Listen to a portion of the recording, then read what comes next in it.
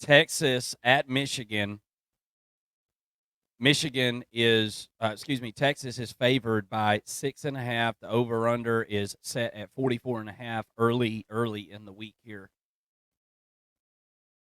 Texas is coming off a really good season, and I'm not going to talk too much about their Week 1 game. I mean, it wasn't, I would say the highlight of the Week 1 game for Texas was the fact that Arch Manning was able to get out there and play, right? And I don't anticipate this game being one that Arch Manning gets out there. I mean, I guess you never know, but I don't foresee that being a storyline here today. So I'll kind of exclude the Week 1 game because it really there wasn't much to gather from it. I don't think, but everybody knows Texas has loaded at the wide receiver room. Quinn Ewers is back again. You've got Arch Manning backing him up. God forbid something happens. The offensive line is pretty good, but they're going to be really tested in this matchup, Mason, because Michigan has one of the best defensive lines in the country, especially on the interior with Mason Graham. So I'm sure that'll be something that we kind of talk about today and something that's been in my head. But this game seems like a clash of two very, very different styles of football. You've got the modern look in Texas, really good wide receiver room. I'd argue probably the best wide receiver room in the country against Michigan, who is more of a defensive-based team, right? Their strength lies in the defense and really kind of all levels of the defense, in my opinion, as I was kind of rehashing their roster and watching their Fresno State game from last week. So I think that I think that a few things are kind of going on in my head. The wide receivers at Texas, is it just too much? That's kind of my thing. Is this going to be too much for this Michigan secondary that I think is really, really good? But Golden, Bond, Wingo, Jonte Cook, Silas Bolden. I mean, the list just goes on and on. I'm not even naming everyone in that wide receiver room. I've seen it in college football. I've seen it happen to Georgia. I've seen it happen to the Georgia Bulldogs. When you've got that much of wealth of talent in a room like the wide receiver room, sometimes that can just be a game breaker, dude. And if Texas can protect Quinn Ewers, which they didn't do a fantastic job of last year, if they can protect him from this really, really good Michigan defense, you can only cover these wide receivers so long. That's just it is what it is. They're really, really, really good.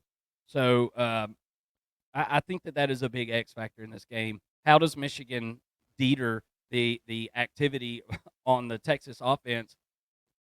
You got to kind of look at it from a couple of different angles here. What's your thoughts on this game? Is Michigan going to have enough firepower? That's something that a lot of people have talked about. What are they going to have on offense? Right, a lot of guys gone. What is this offense going to look like against a Texas defense that I don't feel like is that great? Right. What are your thoughts on this one? Well, first of all, I look at that over under at 44.5, and I think that's extremely low. Not saying that I have a lean on the over or anything like that, but that's, I mean, just it is what it is. That's a low number, right? I don't. It may be right. I'm really not sure. We'll have to kind of break this down a little bit further, but that was the first thing that I looked at when I pulled up these totals here. Especially with Texas and the firepower that they have, I think it's a testament to the Michigan defense. And y'all, this is a game that we had circled long ago, and I looked at this game and thought, hey, this is one that Michigan could get, and would be a huge feather in their cap when you look at the college football playoff and their path to the playoff. I think that this is a kind of a keystone game for Michigan where they really need to win it more than probably Texas does. Texas still has a few games that they could win in the SEC and get in. Michigan they could win the Big Ten and get in as well. But I think you see my point here where I feel like Michigan is going to need this game because they probably don't match up as well against an Oregon or Ohio State as they have in the past. And this could be a game that they win and go 10-2 or something like that, and get in, without going to the Big Ten championship. So really important for both teams, but maybe Michigan more so. I think that this Michigan defense showed us a lot in week one. The offense sputtered, right? We didn't know what we were going to get at quarterback. Alex Orji does not play a ton, had 2 pass attempts in this week 1 game. Jack Tuttle's hurt, so Davis Warren was kind of your go-to guy at quarterback. I thought he played pretty well. I didn't see any glaring mistakes or anything like that. But this is an offense that probably doesn't have the camaraderie, the chemistry. They haven't gelled quite yet, and I think that could be a little bit of a concern for me when you're facing this Texas defense, which I do think is pretty good. I really liked what I saw out of Mullings, the running back. You kind of pair him with Donovan Edwards, and now all of a sudden you've got a pretty good 1-2 punch like you had last year with Blake Corum and Donovan Edwards. I think that Mullings could be your bell cow back, and that's not a surprise for us. We talked about Mullings in our breakdown, thought that he had a really good chance to produce in this offense, and he did. 92 yards this past week for him against Fresno State. That was pretty impressive on 11 carries, and Donovan Edwards also 11 carries, just 27 yards. So I'm looking at Mullings, and I'm wondering if he doesn't get more involved. Then Colston Loveland was your bell cow receiver there, 8 receptions, 87 yards, and a touchdown. That's not a big surprise. Michigan Yeah, once he's a again has a cheat really code, good. dude. He's pretty broken. Yeah. Michigan once again has a really good tight end, and that's not a surprise for us. But I I want to see the quarterback get a little bit more involved, get it to a few more guys. Samaj Morgan is supposed to be the breakout wide receiver. He only had 2 receptions for 8 yards. Tyler Morris had 3 receptions, 15 yards. Just not a ton of production in the passing game outside of dropping it off to Colston Loveland. And I'm here to tell you that Texas's linebackers are going to match up much better than Fresno State would against Colston Loveland. A lot more athletic linebackers with guys like Anthony Hill, at linebacker for Texas. I think that maybe you kind of match him up against Colston Loveland and try to take him out of the game as much as possible, because Michigan didn't have much outside of that. Now, when we broke this game down a few weeks ago, I guess it was, I picked Michigan to win this game, and the reason being is because of their running game. I think that they're going to be pretty good on the offensive line. I didn't see any glaring mistakes. It wasn't a perfect game against Fresno State or anything like that. Fresno State's got a pretty good team, first of all, but I expected them to block a little bit better against that defense, and probably left a little bit to be desired in that game. But going to Texas, on the Texas side of things, I don't necessarily love their defensive front, and we didn't see them get tested by Colorado State.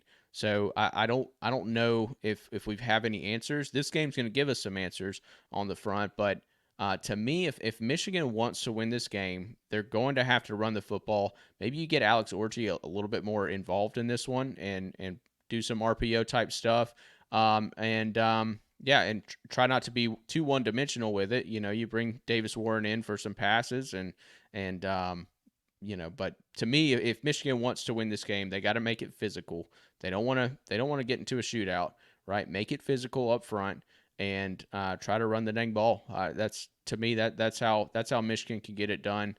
I'll leave my Texas side of how they can win to after your point, but what are your thoughts on this game?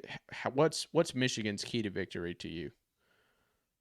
Well, honestly, my key to victory for Michigan is on the defensive side of the ball, because that's where the strength is for this team. So if they're going to Mm-hmm. win this football game, they're going to have to do it on the defensive side of the ball. I don't see anything changing week 2 for Michigan's offense really a whole lot. I mean, um, it is what it is, and guys are going to get better as the season goes along here.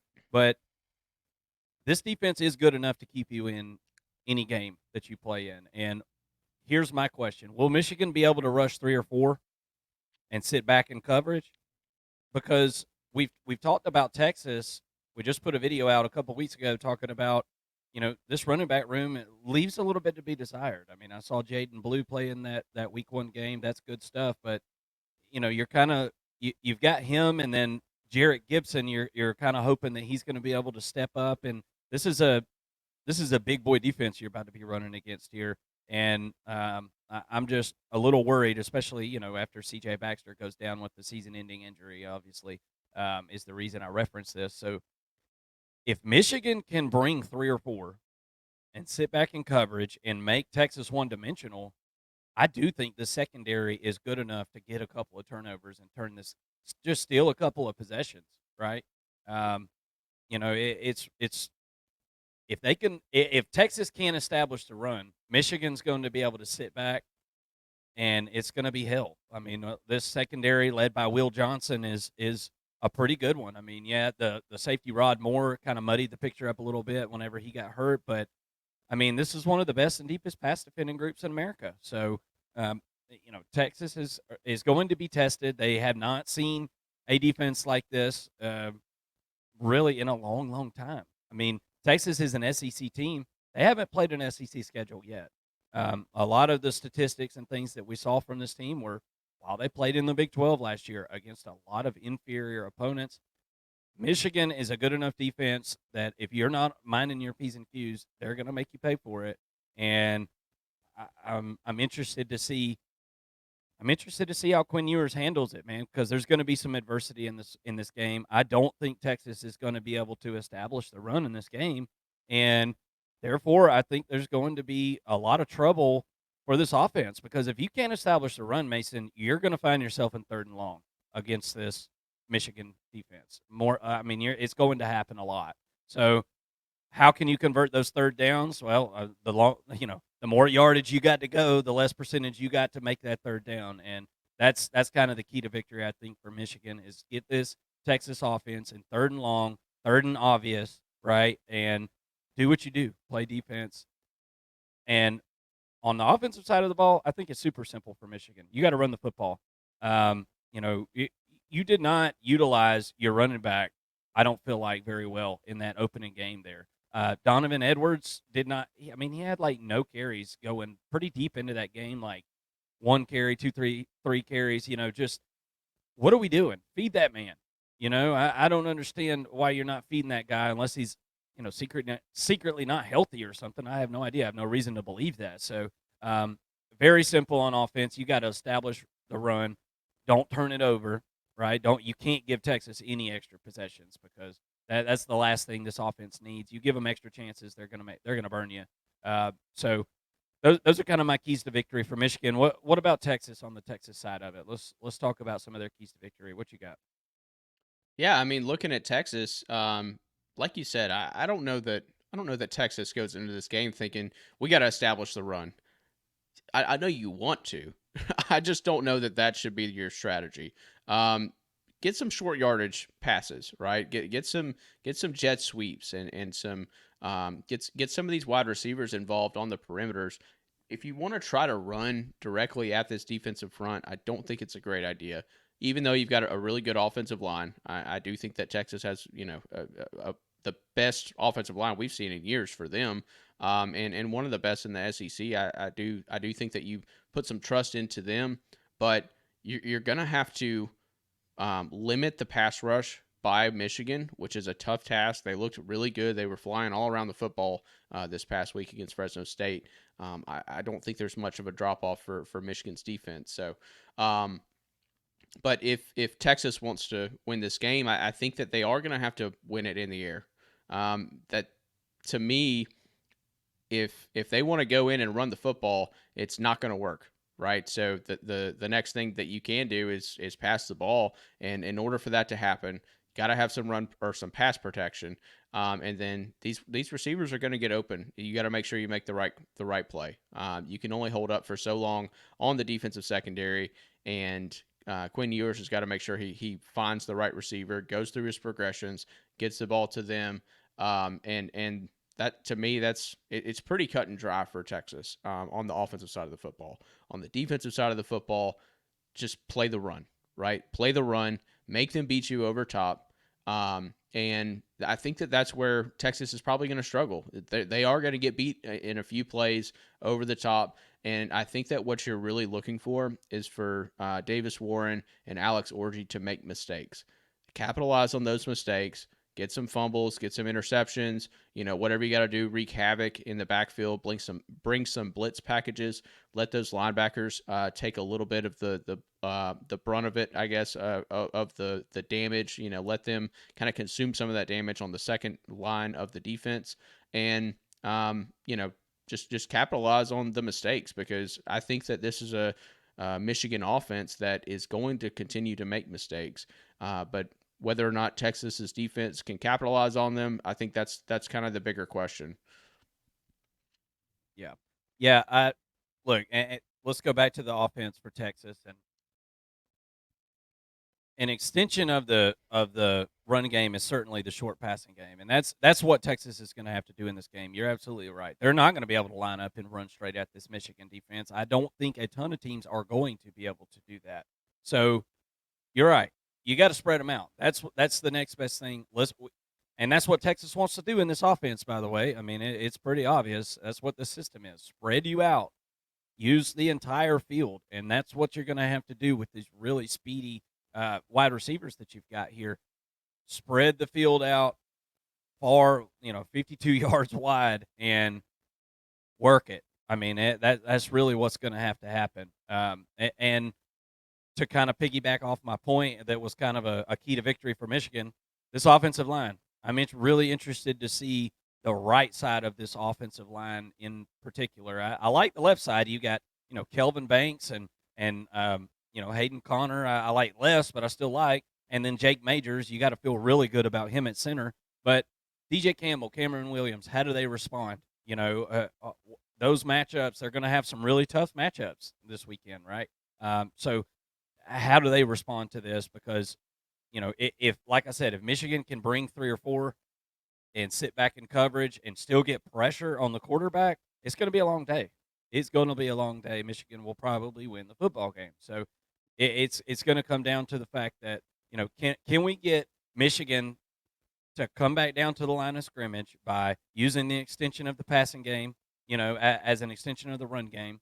Can we get them to beat back down towards the line of scrimmage and hit them over the top with some of these speedy wide receivers? I think it's a pretty simple strategy, but much easier said than done, because it's easy to say, well, we're just not going to run the football, but you have to. You have to, at least somewhat. You have to find a way to run the football, because, as I said, there has to be some kind of short yardage threat.